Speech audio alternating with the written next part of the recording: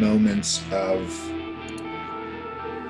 existence. You know, I don't know how to describe it. I'll send you some. I'll send you some images. You get a sense of it. Wait, there's somebody up there. Yes. Surprise. Sorry, I was on 4:30, and I was like, "Why is nothing happening?" Oh God. It's a little tricky because we're all in 3 different time zones, and so I sent out this chart. It got complicated, but I'm glad you're here, so it's okay. Yeah. Hi, Aliette. Hello. Hello. We've just been chatting, and I've been recording because we're talking about some of the aspects of his work and his personal approach to what he's doing now with his art. And we just started talking about your story, so your timing is perfect.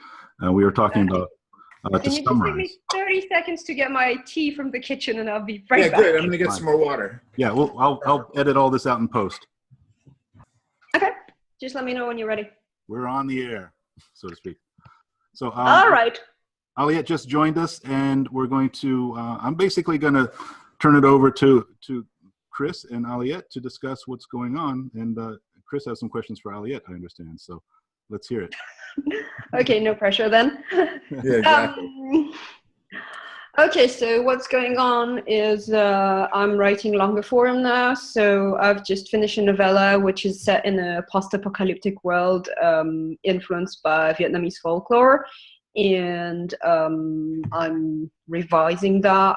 Mostly it's gone out to betas, so I'm just waiting for feedback mostly. So revising is a very large word. And then I'm starting to research book 3 of my Dominion of the Fallen series, which is a gothic noir fantasy set in an alternate Paris that has fallen angels, dragons, magicians, alchemists, and well, I have a sort of setup at the beginning, and then I need to actually do more work into the history of the time period to find out, because it's this sort of universe inspired by 19th century Paris, so I really wanted to get a feel of what the period was like, and especially what the period was like for people of color, because this time around I'm also going to be tackling some stuff around Black people, hopefully, and a little bit more on the Vietnamese community and their interactions with the French community in Paris. So it's a sort of like wrap up all the threads and find some materials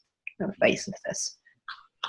What's fascinating is the diversity of the creators in the Deep Signal book. People are coming together from different countries, different cultural backgrounds, different language backgrounds, and different ideas of what is fiction, you know, what is art, and it's all blending into this really just like this really impressive mixture. And I really wish I could just show you everything like all at once. That's coming. Well, when you publish the book, that's when we'll see. Yeah, I was going to say, it's going to be a book. It's going to be a really handy format for having all of this at once. Early 2018. And I was telling Chris about the packaging involved with it. Might be involving some tin metal box that the book might be encased in this box to last forever, and really will be like even the exterior of the book will be something for everyone to cherish. And the whole point of this book is really, it's not about like a commercial thing. It's really about an act of love and homage to everything that we like, and people working together and pulling together the best of what they do individually and pulling it together with someone else in collaboration. Really, I think it's going to be quite a thing. And actually, now what's going to happen is we're going to start seeing these podcasts will be kind of a series of podcasts that will go up until the campaign launch. There will be a sneak peek video coming that will show your work and these snippets and vignettes of the text. And there's the poem by a Croatian poet who's teaching in America, in Georgia. And she's going to be, this poem was created in connection to the cover, and she's going to give a reading of that, and it's going to be all blending in with artwork. It's going to be this video will be actually almost like its own thing, it seems. So that's all starting to happen now. And so the release date is in 2018? Yeah, it'll be. I think it'll probably be March for shipping. That's what I'm. So, Okay. so I'm trying. But I'm for people of talent, or talent for everyone's talent, but for people that need time to really to make the work, they we're very patient to make the best work possible and don't push people too hard on things. Deadlines. Yes, I mean, thank you very much for, by the way, for being accommodating with my schedule. No, it worked. It worked out because of, for example, with the cover, is taking a lot longer than anyone expected. And, Okay. it gave chance for people to refine some things, and I think no one feels like they're getting killed by this schedule, and no one is very accommodating. And it's for me to thank everyone actually, as sort of like the stable hand. It's like running around, it's like, let's go, and then it's like sitting back. Okay, it'll happen when it happen, but it's happening very, very quickly. So what about you, Chris? Aside from the book, what are you working on? I have like a million little threads going. I'm designing a game. I was telling Eric, a war game I do for years based on my science fiction graphic novels. I'm doing a lot of studio painting. I'm doing a lot of painting out in the world, plein air painting. I'm doing an article right now on plein air painting. It's in the Imagine FX magazine. It'll be coming out in there. Oh, well. Just sort of talking about why you'd be interested if you were an illustrator, why you'd be interested in painting outside of the studio, and then what you would need if you wanted to do that kind of thing. Yeah, I'm doing this everyday original. I don't know if you've seen those pieces, but every month I do a piece for that. That's an online gallery that Wow. there's a new painting every day that comes out, and people get on the mailing list. And I don't do one every day. I'm just doing one a month. But there's a bunch of people. Links to these in the description of the video for people. Yeah. And then doing sort of interesting projects like Deep Signal. Those kind of jobs kind of come out of the woodwork and are very interesting. And I'm sort of getting out of illustration. I've been doing that for about 30 years. And I'm sort of going into doing, different kinds of work, but I still like, so for example, doing illustrations for your story. For me, those sync very closely to these kind of more poetic, less specific, less sort of literal images that I've been doing on my own. I've been doing a series of those paintings over the years, and sort of these fit right into that. So that's like it was a nice opportunity to kind of keep exploring that, have it connected to a story. Yeah. I really like that approach. The whole let's not bug people out with insects. Yeah. It's really nice to I used the word sommelier earlier. I hope I'm saying that correctly. Like just when I was lucky enough to have a friend who was a friend of Chris, and he said, "You really need to talk to this guy." And he was talking about Chris for years, actually. Talk to this guy, and I'm like, "Yeah, it's like I kind of know him, but I don't know, And finally, the Deep Signal came out, and came into existence. I was like, now's the time. And at the same time, Tom Crosshill introduced us, Aliette and I, and I talked to Aliette, and it was just sort of like a conference. So it's like matching styles, personalities of the work. Well, it was interesting. Like for me, when Aliette, I listened. The first experience I had after Eric told me that you were going to be working, that we would be working together potentially, was a story that you had on that was narrated on that Clark's World podcast. Mm-hmm. And I read it I listened to it while I was driving down, and I was like very moved. It was beautiful, and I really liked your writing and found it very like I had felt a very strong connection to it, and it immediately started firing visual images in my head. So I would love to work with you again after this. We'll have to figure out a way to do that. But I really think that you're I feel like your way of using language, your way of structuring your stories in these kind of interwoven ways, and poetic, not super literal, really, I feel a very strong resonance for my own work. So it seems like it's a very good connection. Like, I think the two are going to work together well. My heart's exploding out of my chest right now. That's to me that's the payoff of all this. Yeah. You know, we have other artists and writers in the books that are like, they're just becoming, you know, very strongly connected to each other through the work they're doing. And they're like, this really is working. So I hope, and you'll see it in the other collaborations too, that the whole book is really rich like this. Yeah. And I'm particularly proud, like you wouldn't believe. Well, the book is sort of in the ether in some ways, but it exists, and it's very strong already.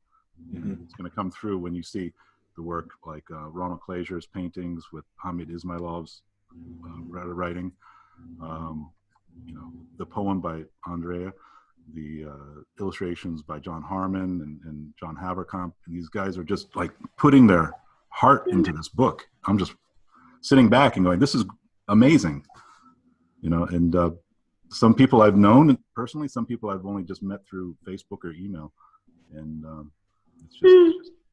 I mean, it's magic. As an approach, it reminded me a lot of like the French bande dessinée kind of thing, except, I mean, obviously not. We have like comic books, which are, except they're, I mean, the main difference with comic books is that bande dessinée are self-contained stories, so you get about 50 page, and generally, I mean, there are exceptions, but they're not as recurrent. They're not these things that go on and on for years. Right. They're kind of pretty like, okay, there's a beginning, there's an end, and then the characters come back for more adventures, but they're but the stories themselves are more like a self-contained. Yeah, it's more of an episodic thing. I mean, again, you know, like any role, there have been those things that have been going on. But I never really appreciated how certain magazines that have been republishing the French work in North America would serialize it into strange little chunks. And you would pick up a book and it would be 90% of the book would be continuation of some other issue that you don't have. So well, yeah, there's bande dessinés I can think of. Like, for instance, we have one that I really like that's all about time travel. That's called Universal War One. And it really is one big, huge self-contained story. It's like not that huge, you know, it's 6 volumes. But if you pick up volume 3 and you haven't read the previous 2, you're going to be left a little frustrated. And it's sort of it's almost the way television in America now has these arcs, you know, like that kind of thing, where it's like, it's one large story, as opposed to, you know, sort of in America, the Spider-Man or whatever. It used to be every little one was, you know, self-contained, ching, ching, ching, ching, ching. There was no connection, you know. I mean, I have to admit that I haven't actually had the energy to follow like current comic book storylines. So I mean, I'm more used to I'm talking about in my childhood and in my teen years, but I'm assuming although I know that American comics now have a more linear storyline, connected storyline, where if you pick up an issue, you sort of don't know what's going on necessarily. But I'm very familiar with European comics, because when I grew up, heavy metal, like Eric was talking about, we had heavy metal bringing French, Spanish, Italian work to America, and yes, it was chopped into episodes, but you could tell that it was part of a self-contained story that you were just getting in episodes, you know. And then when I would travel in Europe, I'd buy them all there, and I would have these complete, you know, a complete set. Yeah, the ones I grew up with, which were the ones for like teenagers, I guess. So they were self-contained by and large. I mean, I actually bought a lot of them again because I lost them when we moved. And I reread them and I go like, it is. Well, I've written actually 5 graphic novels. Oh. 3 of them are my own science fiction books, and they're all self-contained. They're all one volume. Oh. You know, one volume, story, beginning, middle, end. And then How long are they? Beginning, middle, end. How long are they in terms of pages? I'm sorry? How long are they in terms of pages? Because like the one is 150 about 50 pages roughly. Okay. They were released in individual issues here and then collected. Oh, okay. So they're now like these fellows that I'm working with. We released them as 3 hardcovers now. So there's 3, but each one is just a self-contained book. So it's definitely, that's the way I think about. I would never. I don't know how you would. The thing about ongoing comics is that you would have to be a team, and the team would rotate, and it can't really just be one person's thing. And I've always been most interested in one author's vision primarily. So somebody who writes and in comics case paints it and draws it like a Mobius or that kind of thing, where sometimes they'll team up with a writer, other times it'll be just they're like Frank Miller or yeah, in France, I was talking about it. I was at a party Friday, and one of the guests was she was a writer for a bande dessinée, but she didn't actually draw it. So it's fairly, I don't know how common it is in comics, but like in bande dessinée, it's actually fairly rare. You tend to have like a lot of people write scenarios and then a lot of people draw. And for instance, Universal War One's actually a bit of an exception because Denis Bajram draw. I think it's actually very uncommon to have one person do everything. Well, I mean, you kind of need the skill set for both and the taste for both, obviously. Like some people don't like the writing part, or some people just don't like the writing part. Financial fortitude to survive working alone, like doing everything, because it takes so much time to just be even just a penciler or an inker or it's like a 2-year project for me to do a book like that. I paint the interiors too, so they're not like a line and ink kind of thing. Yeah, it's funny. It just takes longer.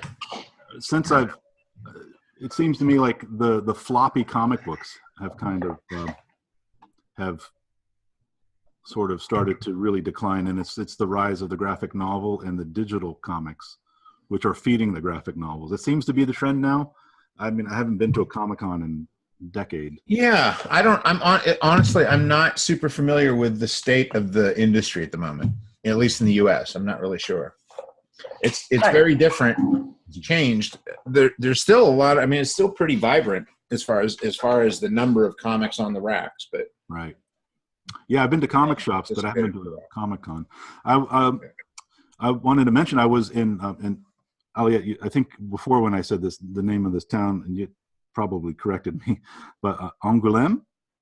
Angoulême, yeah. I said it right. Okay, yeah, I was in Angoulême this year, and it's actually sort of the birthplace of Deep Signal, because when I was there, I got the rejection letter, or the letter, I wouldn't even call it a rejection letter, from the certain anthology, which I'm not going to mention, really, because they said it was so weird. It was almost like I could feel almost like the book is on its in the death knells and on its knees, sort of this feeling like it was just so chaotic in this publishing house.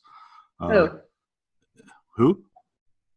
No, I will mention it was so the editor or the managing editor sent me a letter, and it was like, we don't know if we've read your work, but we've published it. Then we accepted it. And they said, we don't know what's going on because we've had health issues and all that. It was this rambling, weird letter.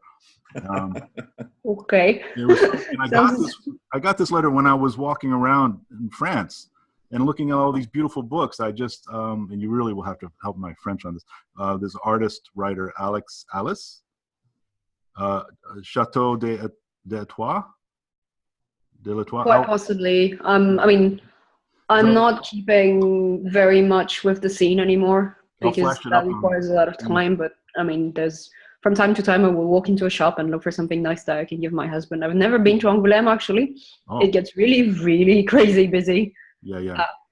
In terms of like people and everything, but very French. There were very few English-speaking people there, and I was stationed in the distribution tent where they have special places. I'd managed to get in there with my credentials, and I was completely out of my depth.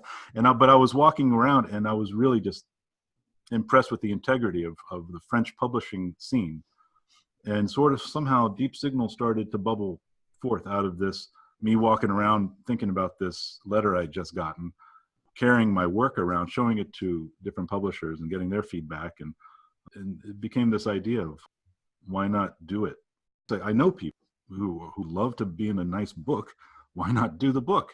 Why rely on these other publishers that have been around for decades that are not putting out quality like they used to? So that's where this came from. A lot of this commercial side of publishing is they're pumping out books in small issues, and I don't think people are feeling so much love as they used to for the work. And when you're working on a small story, I think in your collaboration, the heart you put it, even if it's just 3 pieces to accompany the text, I think you're putting as much thought into it almost as you would for a longer book, Chris, and at that time. Well, I think it's probably the same thing. The same difference between writing a short story versus writing a novel is there's a lot of sort of structural stuff that goes on when you're building something large rather than, something small in scale, So doing small scale work is, it's no less intense on the image making part of it, but it's more the scaffolding you have to erect before you start on a really large project. So those are different. Those are sort of different parts of your brain that you're using when you're doing that. When you're that building scaffolding brain is a very different brain than the one that's crafting images or crafting sentences one at a time, crafting scenes. And I like those different hats. I like wearing those different hats. And for me, this I haven't done a lot of. I mean, I've always loved illustrated books. Like the N.C. Wyeth is one of my most sort of influential artists as a young person. So Treasure Island, and he did these amazing illustrated books for Scrivener's, I think it was.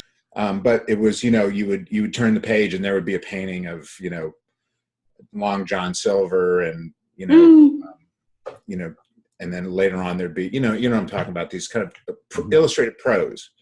So for me, this was really fun because I haven't really had a chance to do a lot of that, of doing that kind of sort of picking a passage that feels like a interesting moment in the story visually, and then, making an illustration that'll kind of accompany that on the right note, So I really enjoyed it.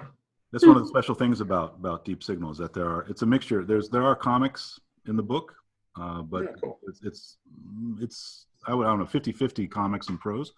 Everything is illustrated. That's the premise of the book, is illustrated. And Aliette, I think it's similar for you when you've just come off of writing your most recent book, at least this draft you were talking about, and then you went right into the short story. I think you're having almost like an emotional response, similar to what Chris was talking about. Well, I mean, it's I'm a fairly thorough planner, so I tend to do a lot of groundwork before I actually set pen to paper. Well, in that case, hands to laptop, keyboard, but the idea is the same. So for a short story, I can get away with not as much of this because it doesn't. I mean, I need a good sense of how the world works. I need a good sense of how the characters work. I mean, I ended up for the short story that I have in Deep Signal, so it's set in a sort of communal society where people communicate with each other using threads. So sort of like, not radio, I guess, but like everything networked through physical interfaces. And I had to stop about halfway through it because I was like, I have no idea how this society actually works. How do you get a job? If you get up in the morning, what do you do exactly, that sort of thing? And for me, if I don't have that kind of detail, the universe ends up feeling very hollow to me. And it's really hard for me to actually write the characters because I don't know where they're coming from. I mean, it's really silly, but I don't even know what they had for breakfast this morning. So how can I possibly know what their reaction to life-shattering events is going to be because I don't know what their lives are like. You didn't plot their lives out before, and like write a character sheet up or anything like that? You just Not for short stories. I will do it for novels. For novels, I will do it because what I found out is generally it's really hard for novels to maintain coherence. So I had this character in one novel that had like 3 different things happening at different moments in her life, and they were not at all, the chronology was completely wrong. At which point I had to hunt down every single reference to the chronology I had made in 100,000 words, and that was a lot.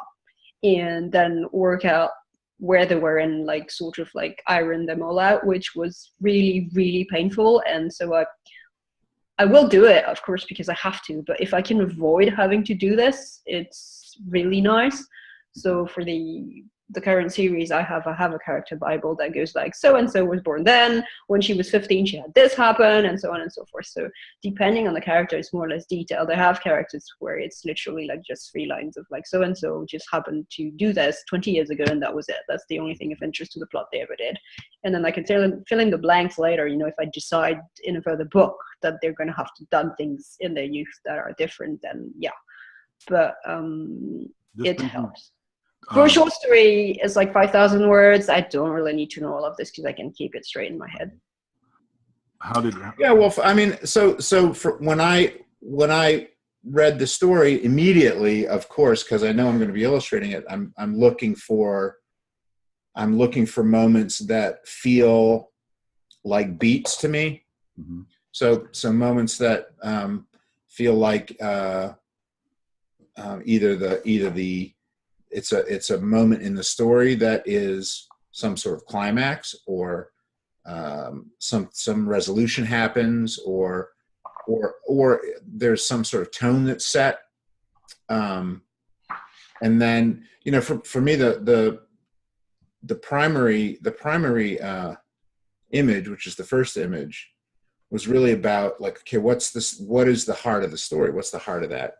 If you were going to capture this story in one image, that what really is at the heart. And it's like Aliette said, this is a society that is sort of connected physically, like all of its members are physically connected. Yeah. And what happens when that physical connection is damaged, what happens to the people in a society when that society is disrupted in some really traumatic way. And what is an image that can kind of suggest that, you know, let the story tell the story, but suggest the theme of that. So that was behind that initial image. Yeah, I think people will see from the sketches that are overlaying this interview at times that they're not going to get a good sense of what the story is about. So they have to buy the book, and they have to read it, because it's actually one of the best, beautiful short stories. And I'm very excited to see the final result of the paintings. Well, I think the sketches are just completely works of art on their own. Yeah, thank you. I really like the sketches. I really like the energy. Well, I kind of feel like I'm going to be spoiling, but like when she bursts out and you can see like this whole movement going through, and to me that was kind of like the image I actually started with when I was writing the story. So I was really happy that you picked that one. Yeah. And then we sort of moved back from there about like, okay, insect people, what do insects do exactly? Yeah. Yeah. Well, by people that are watching this are probably wondering, what is this story about? So we're going to leave it there.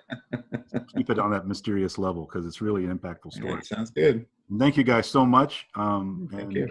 Thank you. Look forward to talking again and working further on this book. And next year we're going to see it. You're going to hold it in your hands. Yes. So. Sounds good. Well, thank you, Eric, for inviting me to participate, and great meeting you, Aliette. And great meeting you as well. I'm looking forward to the rest. Yeah, me too. Bye. Bye. Bye.